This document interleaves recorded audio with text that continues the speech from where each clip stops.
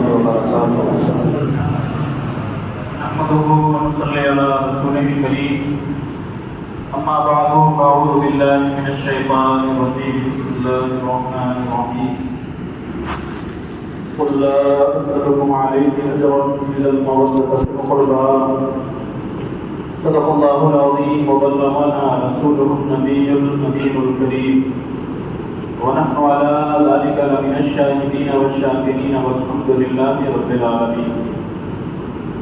آئیے سب سے پہلے جی لگا کر بارگاہ رسالت مآب میں درود پاک کا نذرانہ پیش کریں. پڑھنے کا آواز لگانا. اللہم صلی علی سیدنا مولانا محمد وعلی آل سیدنا محمد وصحب سیدنا محمد مبارک وسلم. صلو علیہ الصلاۃ والسلام علیک یا رسول اللہ صلی اللہ تعالی علیہ وآلہ وسلم. حضرات، 10 روزہ ذکر شہدائے کربلا محافل کی یہ 9ویں محفل ہے. پروردگار عالم کی بارگاہ میں دعا ہے الہ العالمین ہماری کاوشوں کو اپنی بارگاہ میں شرف قبولیت عطا فرمائے. بعد مغرب سے محرم کی 9 تاریخ شروع ہو. انشاءاللہ 9 اور 10 تاریخ کو بہت سارے احباب کو پہلی تاریخ سے ہی روزہ ہے. بہت سارے لوگ عاشورہ کے دن روزہ رکھنا چاہتے ہیں، تو محرم الحرام سے میں 1 دن کا روزہ نہیں رکھنا چاہتا، کم سے کم 2 دن. تو 9-10 جو رکھنا چاہیں وہ کل سے روزہ رہیں گے، اور اگر جو 10-11 رکھیں گے تو پھر جمعہ سے نہیں کریں. اللہ تعالیٰ نے اس میں بے شمار برکتیں اور بے شمار فضیلتیں رکھی. بہرحال ایک بار اور درود شریف پڑھنے. اللہم صلی علی سیدنا مولانا محمد وعلی آل سیدنا محمد وصحب سیدنا محمد مبارک وسلم. صلو علیہ الصلاۃ والسلام علیک یا رسول اللہ صلی اللہ تعالی علیہ وآلہ وسلم. امام حسین رضی اللہ تعالی عنہ نے کوفہ کی طرف جب اپنا نمائندہ بھیجا حضرت مسلم ابن عقیل کو، تو کوفے والوں نے ابن زیاد کی سرکردگی میں جس طرح سے امام مسلم کو شہید کیا وہ ہم سنے. ان کے بعد ان کے بچوں کو بھی شہید کیا اور بڑے ہی دردناک انداز میں شہید کیا. جن بچوں کا کوئی قصور نہیں تھا، 8 سال 9 سال 10 سال عمر، ان کو بھی شہید کر دیا. لیکن مسئلہ یہ تھا کہ حضرت مسلم ابن عقیل نے حضرت امام حسین کو یہ خط لکھ دیا تھا کہ کوفے کے حالات بہت ہی اچھے ہیں، یہاں کے لوگ سب آپ کے دیوانے ہیں، آپ تشریف لے آئیں. روایتوں میں آیا کہ 3 ذی الحجہ کو حضرت مسلم ابن عقیل کو شہید کیا گیا، اور 3 ذی الحجہ کو ہی حضرت امام حسین رضی اللہ تعالیٰ عنہ مکہ سے کوفہ کی طرف کوچ کرتے ہیں. یہ ذی الحجہ وہ مہینہ ہے جہاں پوری دنیا سے لوگ مکہ آ رہے تھے حج کرنے کے لیے. امام حسین کا بھی ارادہ تھا حج کرنے کا، لیکن آپ نے بعد میں اس بات کا اظہار فرمایا کہ حج چھوڑ کے جب پوری دنیا حج کرنے آ رہی تھی تو آپ نے حج چھوڑ کے کوفہ کا رخ کیا. پہلے تو اچھی کو نہیں بتایا، بعد میں جب لوگوں نے بہت اصرار کیا تو آپ نے بتایا کہ اگر میں حج کرتا تو یا تو لوگ مجھے گرفتار کر لیتے یا پھر حاجیوں کی شکل میں آئے ہوئے قاتل مجھے قتل کر دیتے، اور میں نہیں چاہتا تھا کہ شہر حرمت، شہر کعبہ میں، شہر مکہ میں کسی کا خون بہایا جائے. حضرت امام حسین رضی اللہ تعالیٰ عنہ کو جو آخری خط آیا تھا اس میں انہوں نے صاف طور پر کہا تھا کوفے والوں نے، یا امام اگر آپ نہیں آئے ہماری رہنمائی کے لیے تو کل میدان محشر میں اگر رب نے پوچھا کہ تم نے یزید کے ہاتھ پر بیعت کیوں کی تو ہمارے پاس جواب صرف یہ ہوگا کہ ہم نے تیرے نبی کے نواسے کو بلایا تھا اپنی رہبری کے لیے، لیکن اسے اپنی جان سے زیادہ عزیز تھی، وہ ہماری رہنمائی کے لیے نہیں آیا تو ہمارے پاس کوئی بدل بھی نہیں تھا، ہمارے پاس کوئی دوسرا رہنما بھی نہیں تھا. ہم یزید کی بیعت نہ کرتے تو کیا کرتے؟ اس خط کے بعد کوئی وجہ نہیں تھی کہ امام حسین کوفہ نہ جاتے. اور حضرت مسلم نے عقیل نے جب خط دیا تو اب کوئی وجہ باقی نہ رہی. امام حسین فرماتے ہیں کہ اب مجھ پر کوفہ جانا واجب ہو گیا. ان حالات میں کوفہ نہ جا کر میں ایک جرم کروں گا. حضرت امام حسین رضی اللہ تعالیٰ عنہ نے کوفے کا قصد کیا. مکے کا گورنر تھا اس وقت، غالباً اس کا نام تھا عمرو بن سعید، وہ بھی یزید کا گورنر تھا. جب پتا چلا کہ امام حسین مکہ سے کوفہ کی طرف کوچ کر رہے ہیں تو اس نے امام حسین کا مکے سے نکل کر راستہ روکا. اور امام حسین کے ساتھ صرف 82 آدمی، اس میں ایسے خانوادے کے بھی لوگ تھے، خاندان اہل بیت کے بھی لوگ تھے، اور کچھ جانشار بھی تھے، کچھ خدام بھی تھے. 82 لوگ، اس میں خواتین بھی. آج لوگ کہتے ہیں کہ امام حسین جنگ کرنے گئے تھے تو جنگ کا ساری سلوک ہوتا ان کے ساتھ. ایسے لوگوں کو سوچنا چاہیے کہ جو انسان جنگ کرنے جاتا ہے وہ خواتین کو لے کر جاتا ہے. اور وہ زمانہ ہے جس وقت صحابہ زندہ ہیں. اگر امام حسین نے صرف ایک خواہش ظاہر کی ہوتی تو کم از کم مکہ معظمہ، حجاز کا پورا علاقہ جو سعودی عرب کہلاتا ہے، کم از کم اس پورے علاقے سے ہزاروں کا لشکر آپ کے پیچھے کھڑا ہوتا ہے. اور امام حسین نے یہ بات ثابت کی. راستے میں کرما ابن علی بن حاتم، جو حاتم طائی کا پوتا تھا، اس نے پیشکش کی تھی کہ حضور ہمارے پاس 5000 کا لشکر ہے اور ہم پہاڑوں میں رہتے ہیں، وہ چاہے لاکھوں کا لشکر لے کر آئے ہمارے ساتھ، وہ پہاڑوں میں جنگ نہیں کر سکتے، آئے ہمارے ساتھ چلیں، ہم پورا بنو تئی قبیلہ آپ کے پیچھے کھڑا کرتے ہیں. حضرت امام نے کہا کہ میں جنگ کرنے نہیں جاتا، میرا مقصد قتل و غارت کری نہیں ہے، میرا مقصد تو کچھ اور ہے. امام حسین رضی اللہ تعالیٰ عنہ جب مکے سے باہر نکلے تو عمرو بن سعید کی فوجیوں نے آپ کا راستہ روکنا چاہا، لیکن خاندان اہل بیت کے نوجوانوں نے اور آپ کے ساتھ جانے والے جانشاروں نے ان کو مار کر بھگا دیا. اور اس کے بعد یہ قافلہ کوفہ کی طرف روانہ ہوا. مکے سے کوفے کی دوری تقریباً 1700 کچھ کلومیٹر ہے. اور آپ نے یہ سفر طے کرنا شروع کیا. لگ بھگ 1 مہینہ یا اس سے کچھ کم وقت لگا آپ کو. آپ کوفہ پہنچتے اس سے پہلے ہی ملاقات ہوتی ہے عربی زبان کا بہت بڑا شاعر گزرا فرزدق، اس سے ملاقات ہوئی. آپ نے کوفے والوں کے بارے میں پوچھا کہ فرزدق کیا حال ہے کوفے والوں کا، اس طرح کے حالات آئے میرے پاس. فرزدق نے کہا کہ یا امام، یقین کوفے والوں کے دل آپ کے ساتھ ہیں لیکن ان کی تلواریں یزید کے ساتھ ہوں. امام حسین نے کہا جو ہوتا ہے ہو جائے، جو تقدیر ہے اسی کی طرف انسان جاتا ہے، آپ آگے بڑھیں.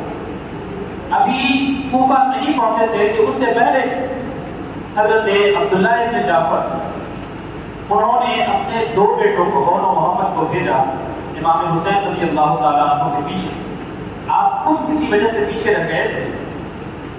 انہوں نے خط دیا اپنے بیٹوں کو اور کہا کہ جاؤ امام کو دینا. اس خط میں لکھا تھا کہ امام آپ جہاں جا رہے ہیں یقیناً وہاں آپ کے ساتھ برا کیا جائے، یقیناً وہاں آپ کے ساتھ اچھا سلوک نہیں کیا جائے گا، ان کا ریکارڈ خراب ہے، آپ وہاں ہرگز نہ جائیں، اور ہم آپ کے لیے امان لے کر آنے والے ہیں، ہم فوراً آپ کے پیچھے آ رہے ہیں. اپنے شہزادوں سے کہا کہ تم جلدی جاؤ، ہم بھی فوراً تمہارے پیچھے آ رہے ہیں. خط لے کر امام پاک کے پاس اپنے بچوں کو بھیجا اور خود عمرو بن سعید کے پاس گئے جو مکے کا گورنر تھا کہ تم امام کے نام امن نامہ لکھو، امان نامہ لکھو. امن کا مطلب یہ ہوا، امان دینے کا مطلب یہ ہوا کہ اگر واپس آپ مکے میں آتے ہیں تو آپ کی عزت، آپ کی جان، آپ کی مال کی حفاظت کی ذمہ داری مکے کا گورنر رہے.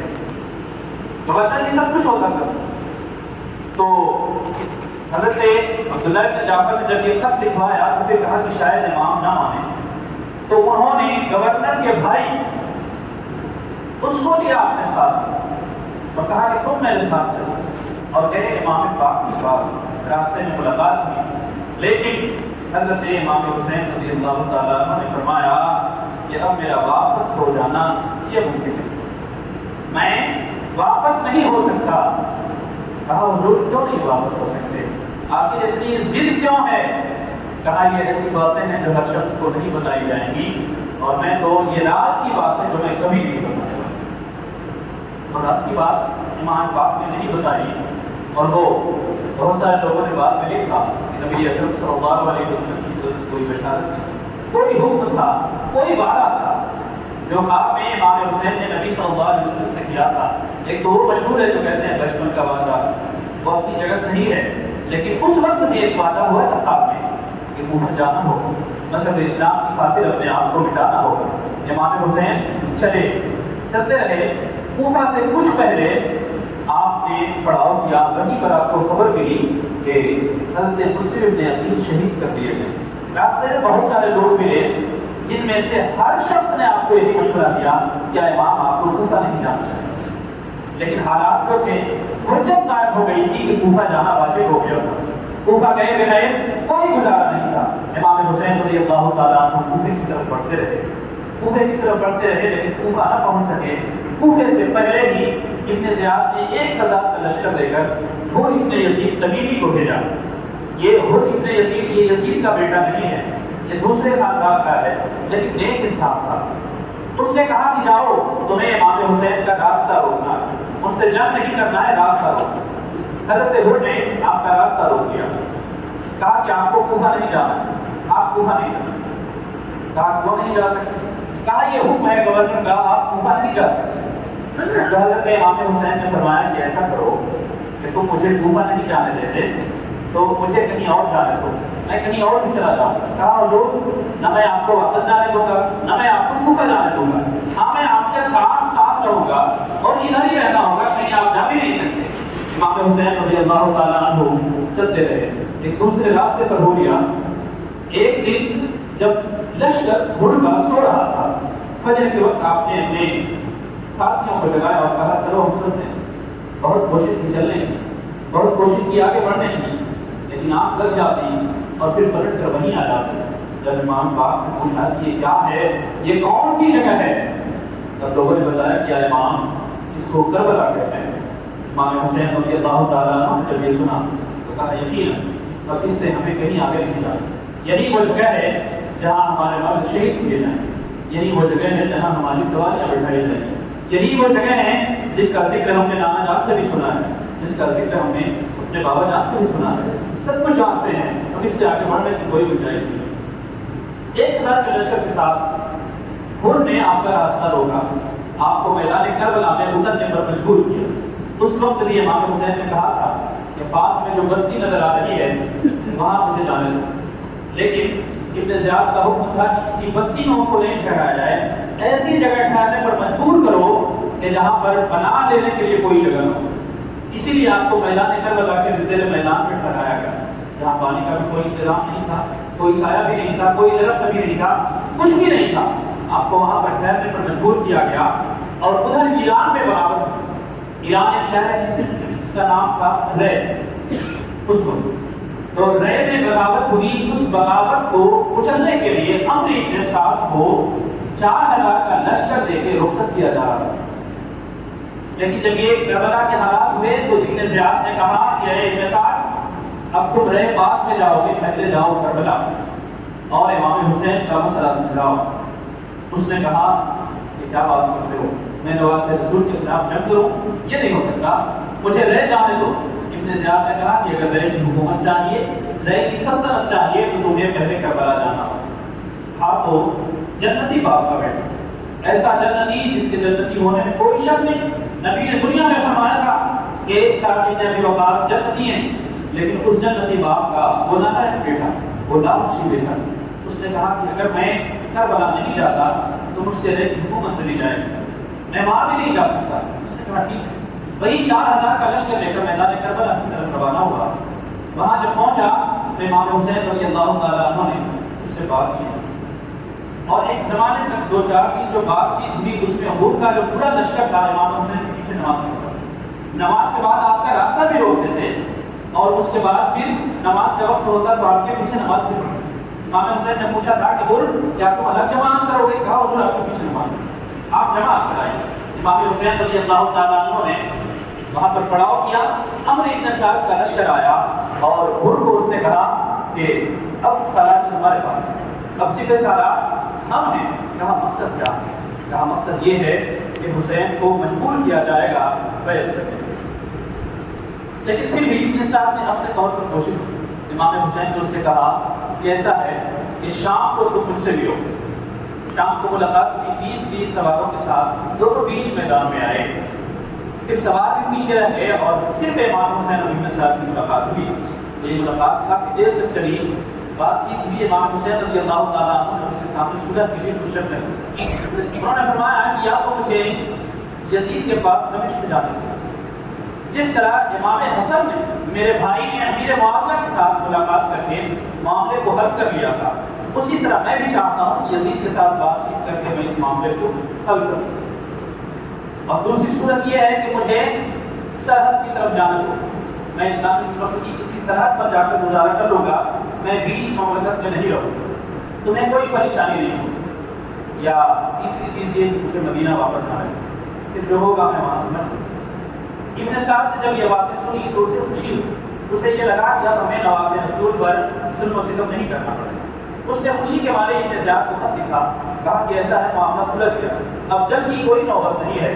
ہم انہیں یزید کے پاس لے جاتے ہیں, ساتھ چلتے ہیں, یزید کے دربار میں ان کو پہنچائیں گے اور پھر وہاں پر یہ معاملہ خود حل کر لیں گے. اب ابن زیاد وہ بھی اس پر راضی ہو. اس نے کہا ٹھیک ہے, ہم ان کو یزید کے دربار میں بھیج دیتے ہیں. لیکن وہیں پر ازلی بدبخت شیطان خبیث کے ساتھ بیٹھا تھا جس کا نام تھا شمر بن جوشم.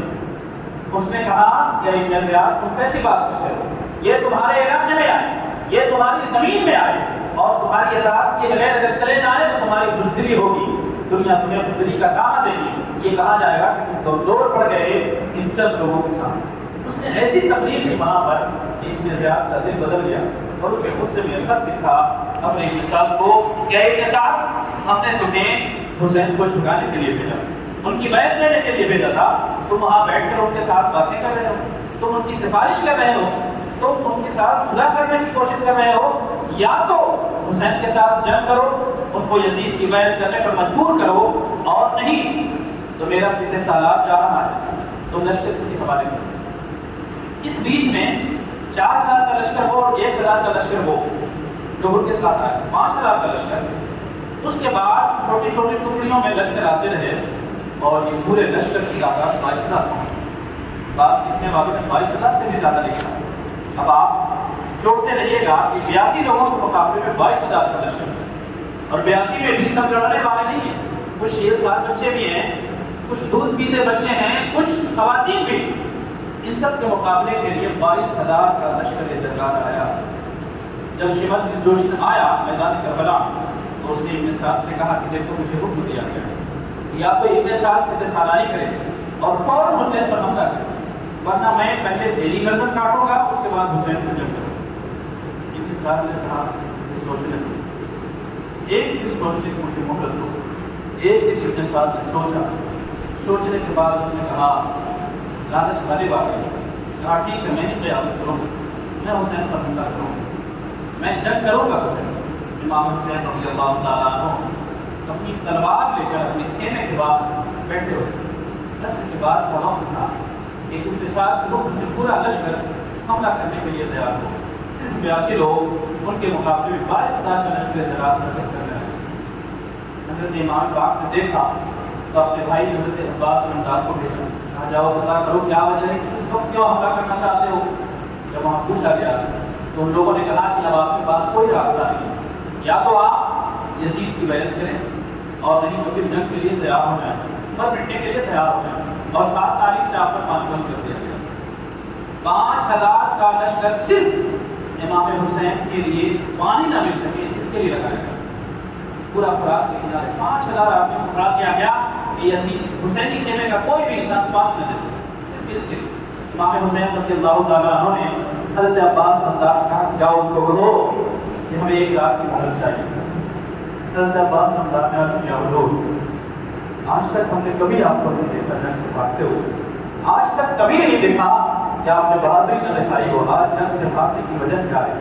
امام حسین نے فرمایا عباس بات یہ نہیں ہے کہ میں جنگ سے بھاگنا چاہتا ہوں, بات یہ نہیں ہے کہ مجھے جنگ سے ڈر لگ رہا ہے, میں صرف یہ چاہتا ہوں کہ جنگ میں پتہ نہیں کیا ہو اور پتہ نہیں ہونا چاہے, یقیناً ہم مارے جائیں گے.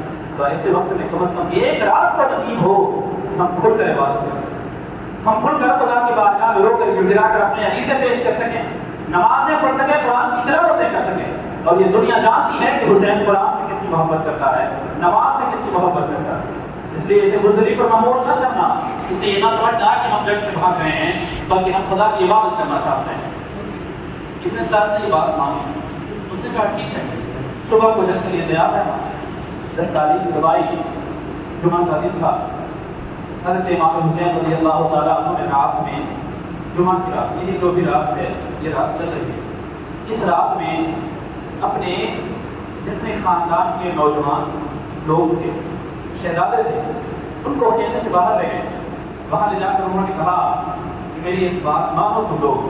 کہا حضور کیا بات؟ کہا دیکھو یہ خواتین ہیں، یہ ہماری بات نہیں مانتی، میں جو کہہ رہا ہوں یہ سنتی نہیں، تم ایسا کرو کہ تمام خواتین کو لے کر واپس مدینے چلے جاؤ، تم سے کوئی کچھ نہیں پوچھے گا، ان کو پریشانی صرف مجھ سے، میں میدان کربلا میں اکیلا رہ کر ان سے جنگ کر لوں، اور جو ہوگا میں دیکھ لوں۔ جب امام حسین نے یہ کہا تو شہزادوں نے کہا کہ یا امام یہ کس بات، یہ کیسا سوال ہے، یہ کیسا مطالبہ ہے؟ آپ کو کیا لگتا ہے کہ ہم آپ کے بعد زندہ رہنا چاہیے؟ آپ کے بعد جو زندگی گزری وہ یقیناً حرام ہوگی، ہم مریں گے تو آپ کے ساتھ، جئیں گے تو آپ کے ساتھ، دوبارہ یہ نہ کہنا کہ ہم واپس آئے۔ واپس آئے امام حسین خیمے میں، آپ نے خواتین کو جمع کر کے کہا کہ اے نبی کے گھر کی عورتوں، ہماری ایک بات مان لو۔ انہوں نے کہا حضور حکم کریں۔ کہا وعدہ کرو ماننا ہوگا۔ خواتین نے کہا کہ حضور یہ بات کہاں سے آ گئی؟ وعدہ کی کیا بات ہے؟ ہم نے کبھی نافرمانی نہیں کی ہے، آپ حکم کریں۔ امام حسین رضی اللہ تعالیٰ عنہ نے فرمایا دیکھو میں نے نوجوانوں سے کہا وہ نہیں سنتے، وہ لڑنے مرنے پر تیار ہیں، ایسا کرو تم ان کو لے کر واپس مدینے سے لے جاؤ، کسی کی بے حرمتی نہ ہو، کسی کی جان نہ جائے، میں نہیں چاہتا کہ کوئی میری وجہ سے مارا جائے۔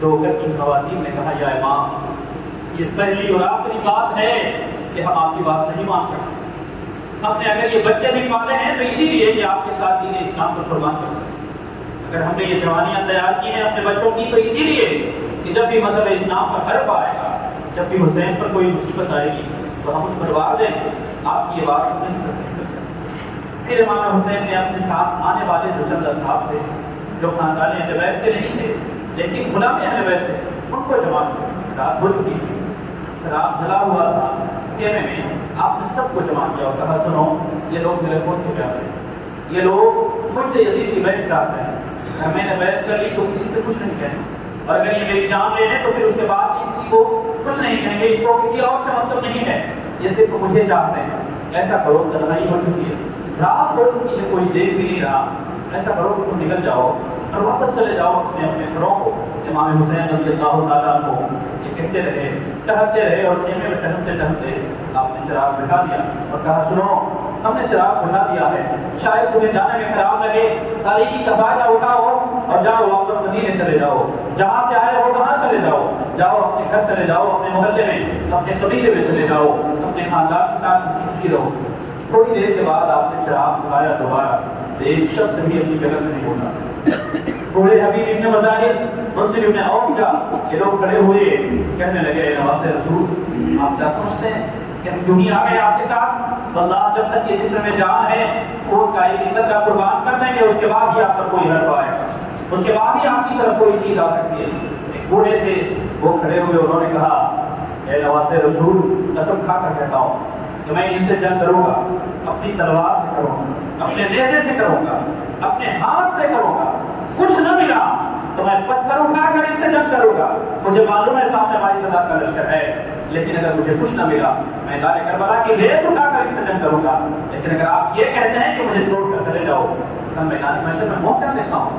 امام حسین رضی اللہ تعالیٰ عنہ نے چلتے چلتے دوبارہ چراغ بجھا دیا، کہا اگر تمہیں یہ ڈر لگتا ہے کہ کل میدان کربلا میں، کل میدان محشر میں نامجات کو کیا جواب دو گے تو میں تمہاری طرف سے سفارش پیش کروں گا، تم نکل جاؤ واپس چلے جاؤ۔ تھوڑی دیر کے بعد پھر جب آپ نے چراغ جلایا کوئی شخص نہیں اٹھا، کوئی بھی نہیں اٹھا۔ امام حسین رضی اللہ تعالیٰ عنہ خطبہ دے رہے ہیں، پھر فرمایا کہ تم چلے جاؤ۔ پھر ٹہلتے ٹہلتے واپس چراغ کے پاس گئے، اس کے بعد جیسے ہی چراغ کے پاس پہنچے ایک اور جان ساتھ کھڑے ہو گئے، کہنے لگے یا امام چراغ نہ بجھا، آپ چاہے پوری رات چراغ بند کر دیں، یہاں سے ایک بچہ بھی نہیں کریں، یہاں سے ایک انسان بھی نہیں جائے گا، ہم سب آپ پر قربان ہونے کے لیے آئے ہیں، قربان ہو کر نبی کی بارگاہ میں سرخرو ہوں، ہم یہاں سے واپس نہیں جائیں، چاہے جو بھی ہو پہلے ہم ہوں گے اس کے بعد آپ ہوں۔ امام حسین رضی اللہ تعالیٰ عنہ نے دیکھا کہ کوئی واپس جانے والا نہیں ہے، کوئی بھی ہٹنے والا نہیں ہے، کوئی بھی پریشان ہونے والا نہیں ہے، سب کے سب بالکل ثابت قدم ہیں، اور جتنے لوگ جانے والے تھے وہ جا چکے ہیں۔ آپ پڑھیں گے جب کتابوں میں، جب امام حسین شہر طیبہ سے چلے، شہر مکہ سے چلے، تو راستے میں بہت سارے لوگ آپ کے ساتھ ہو گئے اور ایک اچھا خاصا ایک لشکر سا بنتا چلا جا رہا ہے۔ لیکن جب حضرت امام حسین کی شہادت کی خبر ملی تو امام حسین نے فرمایا کہ جتنے لوگ بھی میرے ساتھ آئے ہو یہ جان لو کہ آگے حالات خراب ہونے والے ہیں۔ چونکہ جب مکہ سے چلے تھے تو بات یہ تھی کہ کوفے میں استقبال کی تیاریاں، وہاں امام حسین کی بیعت ہو رہی، تو اس لالچ میں بہت سارے لوگ شامل ہو گئے۔ لیکن جب سنا کہ کوفے کے حالات خراب ہو گئے، اب وہاں جنگ کی تیاری ہے، اب وہاں گردن کٹنے کی باری ہے، تو سارے لوگ سب کے سب الگ ہو گئے، اور جتنے لوگ شہر مکہ سے چلے تھے اتنے ہی لوگ باقی رہے جو کربلا تک پہنچے۔ جب صبح ہوئی امام حسین رضی اللہ تعالیٰ عنہ نے کہا کہ ہم جنگ کا آغاز نہیں کریں گے، ہم لڑائی کی شروعات نہیں کریں گے، شروعات انہیں کرنے دو۔ حضرت امام حسین رضی اللہ تعالیٰ عنہ اپنے خیمے میں تھے، جن کے ساتھ نے کہا اے لوگوں گواہ رہنا کہ پہلا تیر ہماری طرف سے چلایا جائے گا، اور اس نے تیر چلایا امام حسین نے۔ جب لڑائی شروع ہو گئی تو یزیدی لشکر میں جو سب سے پہلا سپہ سالار تھا، 1000 کا لشکر لے کر آنے والا، اور ابن یزید، وہ جب امام حسین نکلے اپنے خیمے سے اور یزیدی لشکر کے سامنے کھڑے ہو کر جب آپ نے خطبہ دیا اور کہا اے لوگوں کیا تم مجھے پہچانتے ہو؟ میں اس وقت پوری روئے زمین پر اکیلا ہوا آدمی ہوں جو کسی نبی کا نواسا ہے۔ اس دنیا میں آج کوئی بھی نبی کا نواسا میرے سوا موجود نہیں۔ میں وہ ہوں جس کے بارے میں محمد رسول اللہ نے فرمایا تھا الحسن والحسین سیدا شباب اہل الجنہ، کہ حسن اور حسین جنتی جوانوں کے سردار۔ تم یہ گردن کاٹنا چاہتے ہو، دیکھو یہی وہ گردن ہے جس پر محمد رسول اللہ نے بوسہ کیا۔ تم نے جس منہ پر جس زبان پر پانی بند کر دیا، جو سوکھ کر کانٹا ہو چکی ہے، یہی وہ زبان ہے جو محمد رسول اللہ صلی اللہ علیہ وسلم کی زبان چوسا کرتی تھی۔ یہی وہ جسم ہے جو محمد رسول اللہ صلی اللہ علیہ وسلم سجدے میں اگر ان کے پشت پر سوار ہو جائے، امام الانبیاء سجدوں کو طویل کر دیتے تھے۔ تو کیا سمجھتے ہو؟ خدا کے لیے باز آ جاؤ، نواز رسول کے خون سے اپنی تلوار رنگین نہ کرو، ورنہ کل میدان محشر میں اس کا جواب نہ دے سکو گے۔ بیچ میں لوگوں نے آپ کو ٹوکا بھی، آپ کو گالیاں بھی دی، آپ کے بارے میں الٹی سیدھی باتیں بھی کی، لیکن امام حسین رضی اللہ تعالیٰ عنہ نے امام حجت کے لیے خطبہ مکمل کیا۔ خطبہ سن کر بہت سارے لوگوں کو ڈانٹا ڈالی ہو گئی، بہت سارے لوگ پریشان ہو گئے۔ انہی میں وہ پہلا سپہ سالار کوئی ابن یزید بھی تھا۔ اس نے گھوڑے کو ڈیڑھ لگائی اور مڑ کر یزیدی لشکر کی طرف کہا کہ نادانوں کیا اب بھی تم نہیں سمجھتے؟ کیا اب بھی تمہیں پتہ نہیں چلا کہ تم کس کے سامنے کھڑے ہو؟ کیا تم اب بھی نہیں یہ مانو گے کہ تمہارا جنگ کرنا یہ غلط ہوگا؟ اگر تم اسی پر ڈٹے رہو تو سنو، میں آیا تو تھا تمہارے ساتھ، لیکن اب میں جہنمی طرف نہیں رہوں گا، میں حر ہوں اور حر ہو کر رہوں گا۔ حر کا مطلب ہوتا ہے آزاد۔ کہا کہ میں آزاد ہوں اور میں جہنم سے آزاد ہو کر رہوں گا۔ فوراً امام حسین کی قدموں میں حاضر دی اور کہا یا امام، آیا تو تھا آپ سے لڑنے کے لیے، لیکن اجازت دیں آپ کی طرف سے اپنی جان کا نذرانہ پیش کرنا چاہتا ہوں۔ تو سب سے پہلے امام حسین کی طرف سے آپ نے میدان کربلا میں اپنی جان کا نذرانہ پیش کیا، یزیدیوں کے ساتھ لڑتے ہوئے اپنے آپ کو قربان کر دیا۔ امام حسین رضی اللہ تعالیٰ عنہ میدان کربلا میں داستان عظیمت رقم فرمائی اور وہ سب کچھ کر دکھایا جو کسی دوسرے کا حصہ تھا، جو کوئی دوسرا نہیں کر سکتا تھا۔ یقیناً میدان کربلا کا ایک پہلو، ایک منظر بیان کرنا اسی منظر کی آپ کے بس کی بات ہے۔ میں دعوے کے ساتھ کہتا ہوں کہ سننا تو دور ہے، بیان کرنا تو بڑی چیز ہے، آپ کی کوئی بھی کتاب بھی نہیں پڑھ سکتے۔ اللہ تبارک و تعالیٰ نے ایسی کوئی زبان نہ دی، ایسا کوئی دل نہیں دیا کہ جو امام حسین کے پورے داستان کو بالکل اطمینان کے ساتھ پڑھ سکے، بالکل اطمینان کے ساتھ سن سکے۔ انشاءاللہ ہم کوشش کریں گے میدان کربلا کی اپنی تفصیلات تاکہ آپ کے بس میں بیان کریں۔ اللہ تبارک و تعالیٰ کی بارگاہ میں دعا کریں ہم سب کی کتاب شکر کی بارگاہ میں قبول فرمائیں۔ بات کو دعوانا الحمدللہ رب العالمین۔